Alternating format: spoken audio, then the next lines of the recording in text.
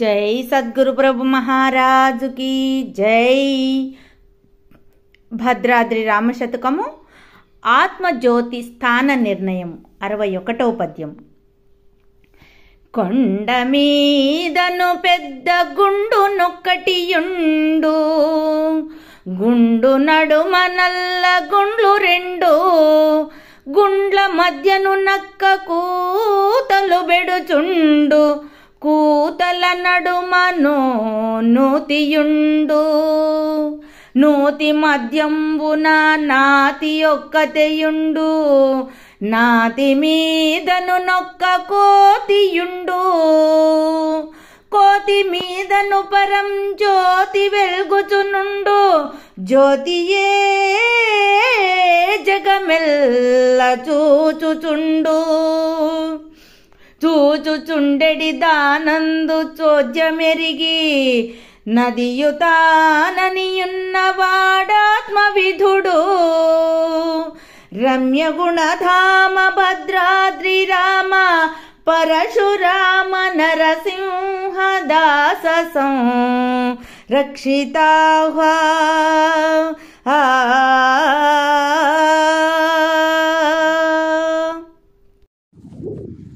జై నిజ గురుభ్యో నమః.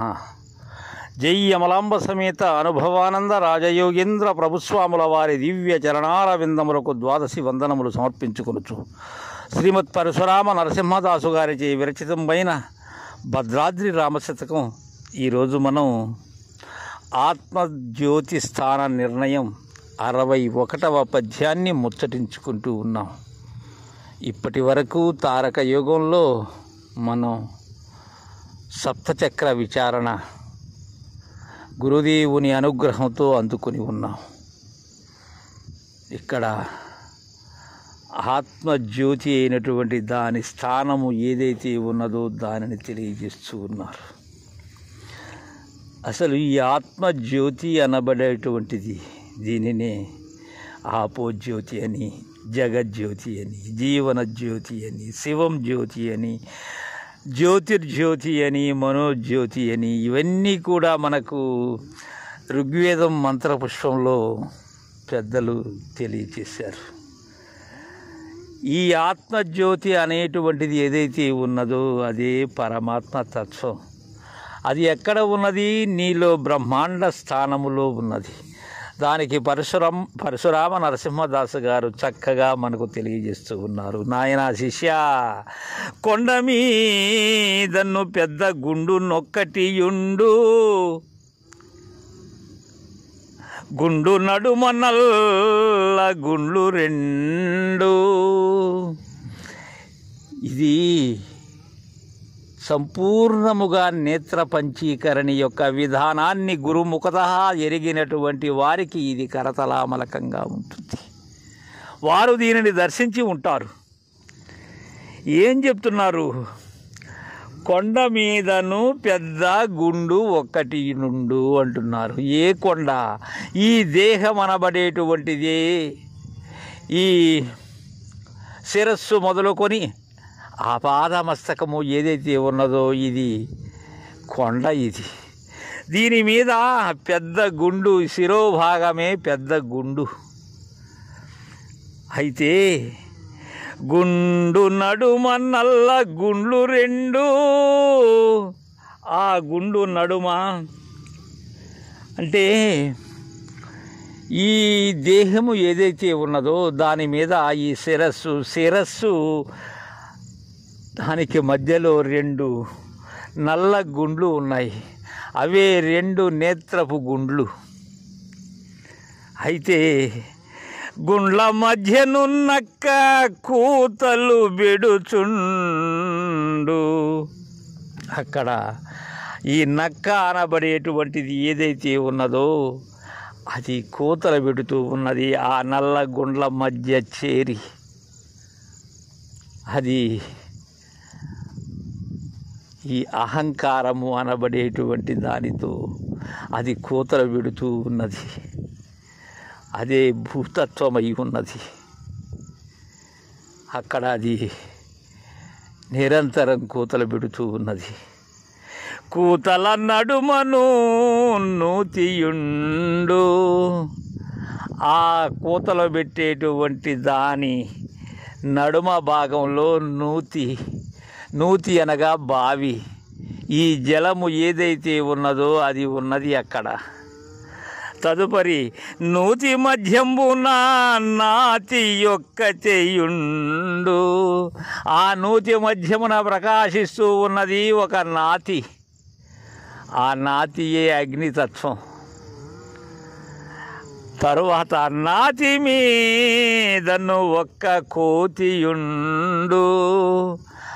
ఆ నాతి మీద, ఆ అతివ మీద కోతి ఒకటి కూర్చొని ఉన్నది.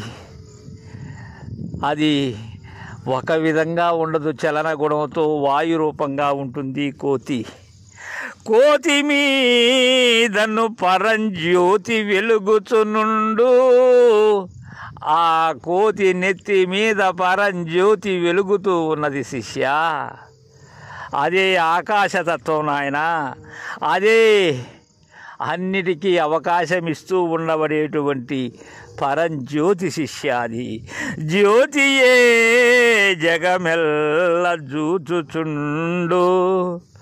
ఆ జ్యోతి ఈ జగమునంతా కూడా చూస్తూ తనలో ఇముడ్చుకుని ఉన్నది. అది జ్యోతి. అది నీలతో యథా మధ్యస్థముగా వెలిగేటువంటి జ్యోతి. అది పాప విద్యురు లేక అది. అయితే చూచుచుండెడి దానందు చోద్యమెరిగి, అలా చూస్తూ ఉండబడేటువంటి ఏదైతే ఉన్నదో దానిని చూసేటువంటి చోద్యమైనటువంటి చూపు జరగాలి గురుకరుణతో. అది యుతాననియున్నవాడు ఆత్మవిదుడు. అదే తన యొక్క నిజ స్వరూపమై ఉన్నది. అదే రాకడా పోకడలకు కారణమైనటువంటి వస్తువు అని తన్ను తాను ఎరిగినటువంటి వాడు ఆత్మవిధుడు. రమ్య గుణదామ భద్రాద్రి రామ పరశురామ నరసింహదాస సంరక్షితాహ్వా. దానిని ఎవరైతే గురుముఖత ఎరిగి ఉంటారో వారు ఆత్మవిధులు. వారు ఆత్మ సాక్షాత్కారము పొందినటువంటి వారు. ఏదైతే రాకపోకలకు కారణమైన ఉండబడేటువంటిది ఉన్నదో దానిని కాంచినటువంటి వారు. అందుకే ఈ అండపిండ బ్రహ్మాండములు అనబడేటువంటి విషయానికి దత్తాత్రేయుల వారు నేత్ర పంచీకరణం అనబడేటువంటి ఈ గంధార్థములలో అంటారు, అంతరానకు అండమనగా పొంతమున కనుగ్రుడ్డు అవును పిండము అనగా ఇంతకు బిందువు పాపను పొంతమున బ్రహ్మాండమనగా పాప మధ్యమున వెల్గేటి కళ దాని మధ్యమున ఇంతలో అకళ నిష్కళంకమయ్యి పొంతమున పరబ్రహ్మ వెలిగేటి కళ దాని మధ్యమున వెల్గెటి కళ పాప మధ్యమున. ఆ పాప మధ్యమున వెలిగేటి కళ ఏదైతే ఉన్నదో అదే ఆత్మజ్యోతి శిష్య. ఇలా ఎవరైతే గురుదయతో తెలుసుకుంటారో వారికి ఎలా అంటే శిష్య ఇంకా చెప్తారు వేణుగోపాల శతకంలో, వేదాంతమనుచు బ్రహ్మాదులించిన వెలుగు నాదాంత సీమకు నడుమ వెలుగు. అక్కడ వెలుగుతూ ఉన్నది అది. సాధు జనానంద సంపూర్ణమగు వెలుగు బోధకు నిలయమై పొసగు వెలుగు. ద్విదళాబ్ధ మధ్యమందుదయమై బహు వెలుగు సుషుమ్నా నాళనమున జొచ్చి వెలుగు. చూడ చూడగా మహాశోభితంబగు వెలుగు నిఖిల జగంబుల నిండి వెలుగు. శతకోటు సార సాహితుల మించి వెలుగు. అలాంటి వెలుగది మేరు శిఖరాగ్రమందు. అది మేరు శిఖరాగ్రమందు మీద వెలుగు, అట్టి వెలుగును ఎప్పుడు భాషాంతరమున తెలియనేర్చిన ఎతడే పో దేవుడనగా, మదర పురపాల మునిజన హృదయలోల వేణుగోపాల భక్త సంత్రాణశీల అంటారు. అలాంటిది అది. దానిని ఎవరైతే ఆత్మజ్యోతి స్థానాన్ని తెలుసుకుంటారో వాళ్ళు, అది చక్షుర్మధ్యే స్థితం గుహ్యం మంగుష్టో సర్వమాత్రకం, తదర్థం చాపి సర్వార్థతశ్చాగ్రే సూక్ష్మకం ధ్రువం, గుహ్యాద్గుహ్యతరం గుహ్యం చక్షుస్థానేషు తిష్టతి, తన్మూర్తిర్రక్షతే దృశ్యం ఆపాదతలమస్తకం, అమలం నిర్మలం దేవం శూన్యవ్యాపి నిరంజనం, తజ్జ్యోతి విమలస్థానే జ్ఞేయం ప్రత్యక్షగోచరం, రక్తం శ్వేతం తదా కృష్ణం నీలపీతాది శోభితం, గురుర్ముఖేన జ్ఞాతవ్యం అన్యథానోపలభ్యతే. వేరే విధముగా వీలు కాదిది. ఇది గురుముఖముతా తెలుసుకునవలసినటువంటిది ఇది. అందుకే ఈ నరసింహదాసు గారు మనకు చక్కగా అండాండ పిండాండ బ్రహ్మాండములు ఏం లేదు నాయన, అండాండమే ఈ భూమి అనబడేటువంటిది స్థూల భాగంగా తీసుకున్నట్లయితే భూచక్రం, పిండాండమే పర్వతములు నదులు జీవజంతువులు కూడా, ఈ బ్రహ్మాండమే ఆకాశం. ఇక సూక్ష్మంగా విచారించినట్లయితే అండాండమే కనుగ్రుడ్డు, పిండాండమే బిందువు అంటే పాప, బ్రహ్మాండమే పాప నడుమున వెలిగేటువంటి కళ.